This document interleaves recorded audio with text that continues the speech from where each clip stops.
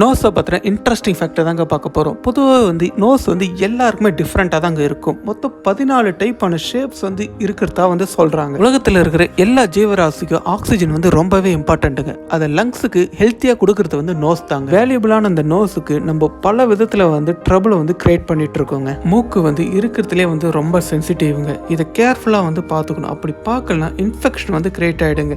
Mostly sinus problem இன்ஃபெக்ஷனால தாங்க create ஆகிறதா சொல்கிறாங்க. பை பர்த்லேயே ஒரு சிலருக்கு மூக்கில் பிளட் வர ப்ராப்ளம், சதை வளர்றது, நடுத்தண்டு விலகி இருக்கிற ப்ராப்ளம் சீக்கிரமாக டாக்டர் கன்சல்ட் பண்ணுறது ரொம்பவே பெட்டருங்க. ப்ராப்ளம் இருக்கிறவங்களுக்கு பிரீத்திங் சரியாக பண்ண முடியாதுன்னு சொல்லிட்டு டாக்டர் சொல்கிறாங்க. ஏன்னா நோஸ் தான் நம்ம பேசுறதுக்கு ரொம்பவே ஹெல்ப்ஃபுல்லாக இருக்குங்க. நம்மளோட பாடி டெம்பரேச்சர் மெயின்டைன் பண்ணுறது இந்த ஆக்சிஜன் தாங்க. பிரீத்திங் லெவல் சீராக இருந்தால் மட்டும்தான் நம்மளோட பாடி டெம்பரேச்சர் மெயின்டைன் ஆகுங்க. நம்மளோட தும்புற விதம் நம்மளோட ஜெனட்டிக்ல இருந்து வந்ததா